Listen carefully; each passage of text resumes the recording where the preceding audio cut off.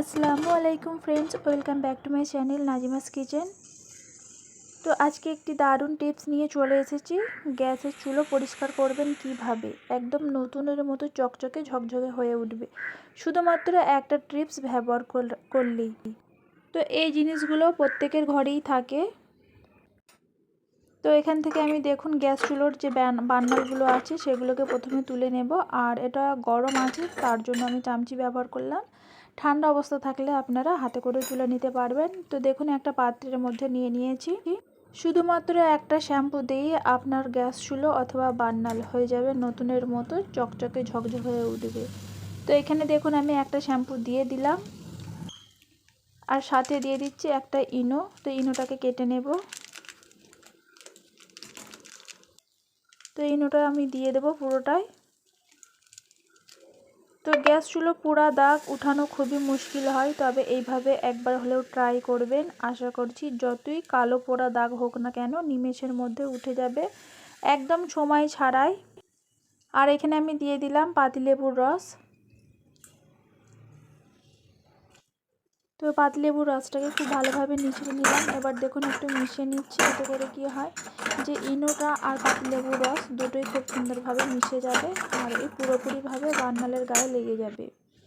আর এগুলো ডুবো অবস্থায় রাখতে হবে, না হলে দেখবেন খুব বেশি পরিষ্কার হবে না। আর এখানে আমি দিয়ে দিলাম গরম পানি। তো এইভাবে আমি রেখে দেবো 30 মিনিটের জন্য। তারপরে যে চুলো রাখার স্ট্যান্ডগুলো এগুলো আমি পরিষ্কার করে নেব। একটা গামলার মধ্যে পানি নিয়েছি বেশ কিছুটা। তো এখানে আমি দেখুন চুলোর স্ট্যান্ডগুলো দিয়ে দিচ্ছি। আর সাথে এখানে দেখুন আমি এগুলোও খুলে নিয়েছি, চুলোর সুইচগুলোও দিয়ে দিলাম। তো সাইডে রেখে দিলাম। এবারে চুলোটাকে পরিষ্কার করে নেব। তো চুলোটাকে পরিষ্কার করে নেবার প্রথমে দেখুন আমি একটা ইনো কেটে নিয়েছি আর এই বার্নারের গায়ের চারিদিকটা ইনো ছড়িয়ে দিচ্ছি। আমি শুরুতেই বলেছি এই জিনিসগুলো সবারই ঘরে থাকে, প্রত্যেকের ঘরেই অ্যাভেলেবেল থাকে। আপনারা চাইলে এই টিপসটা একবার ব্যবহার করবেন। যতই কালো পোড়া দাগ হোক না কেন চুলোর একদম নিমেষের মধ্যে উঠে যাবে। 10 মিনিটও লাগবে না আপনার চুলোকে নতুনের মতো চকচকে ঝকঝকে করে উঠতে। তো এখানে আমি দেখুন লেবুটা নিয়ে একটু ভালো করে মাখিয়ে দিচ্ছি, দিয়ে এইভাবে আমি 5 মিনিট মতো রেখে দেব।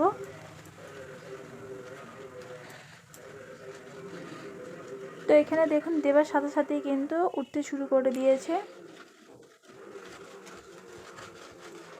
তো এখনও অনেকেই কিন্তু আছে যে গ্যাস চুলো আলতোভাবে পরিষ্কার করে নিই, সেক্ষেত্রে দেখা যায় কি অল্প অল্প ময়লা রয়ে যায়, সেটা কিন্তু পরে দেখা যায় জমাট বাঁধতে শুরু করে দেয়। তো অনেক সময় দেখা যায় সময়ের অভাবে আমরা গ্যাস চুলো খুব ভালো করে পরিষ্কার করা হয় না, আলতোভাবে পরিষ্কার করে রেখে দিই। সেক্ষেত্রে দেখা যায় কি যে একটু একটু ময়লা যদি থাকে সেই ময়লাগুলো জমাট বাঁধতে শুরু করে দেয়। যেমন হচ্ছে এই বার্নারের গায়ে দেখবেন ছোট ছোট নাট থাকে, তার মধ্যে সেগুলো কালো হতে শুরু করে দেয়।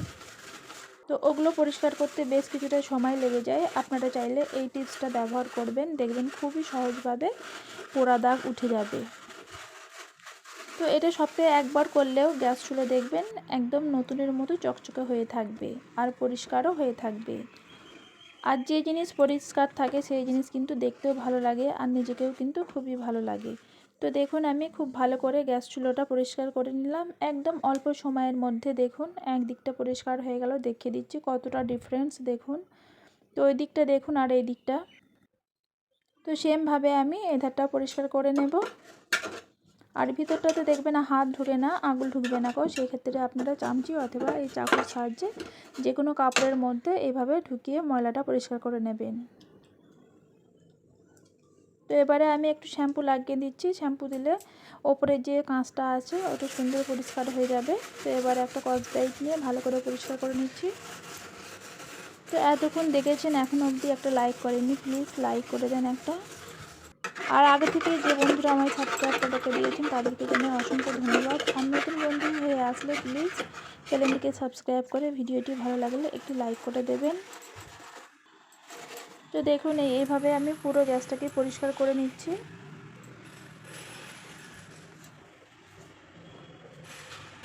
একদমই সহজ উপায়ে আজকে দেখালাম এই টিপসটা যে গ্যাস চুলো পরিষ্কার করা। আর শুধুমাত্র 2টা জিনিস থাকলেই আপনার গ্যাস চুলা হয়ে যাবে, নতুনের মতো চকচকে ঝকঝকে হয়ে উঠবে। তো এখানে যে আমি চুলোর স্ট্যান্ডগুলো ভিজিয়ে রেখেছিলাম, তো এবারে এগুলো আমি ধুয়ে নেব। পড়ে থাকার কারণে দেখবেন অনেক ময়লা হয়ে যায়, আর এই যে সুইচগুলোর মধ্যেও দেখবেন ময়লা ঘাঁজে ঘাঁজে লেগে থাকে। তো সেই কারণে আমি একটা চাকু নিয়ে এভাবে পরিষ্কার করে নিচ্ছি।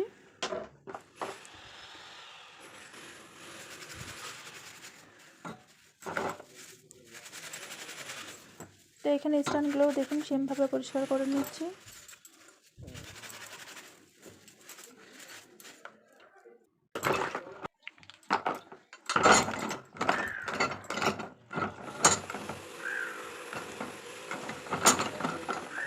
তো দেখুন কতটা পরিষ্কার হয়ে গেল। এবারে যে বার্নারগুলো আমি 30 মিনিটের জন্য ভিজিয়ে রেখেছিলাম, সেগুলো আবার দেখুন পরিষ্কার করে নেব।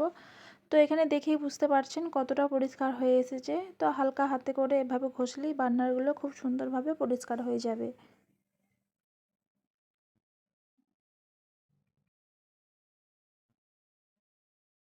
তো এইরকম একটা স্কচ ব্রাইট নিয়ে মাজতে থাকবেন, দেখবেন পুরো একবারে পরিষ্কার হয়ে যাবে খুবই সহজভাবে।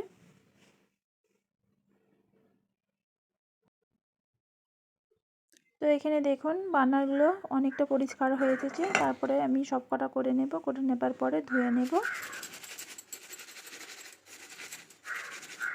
ভিডিওটিকে আর বেশি বড় করলাম না, এখানেই শেষ করলাম। আবারও অন্য কোনো ভিডিও নিয়ে চলে আসব। সবাই ভালো থাকবেন, সুস্থ থাকবেন। আর এতক্ষণ আমার সাথে থাকার জন্য অসংখ্য ধন্যবাদ। এখানেই শেষ করলাম। আল্লাহ হাফিজ।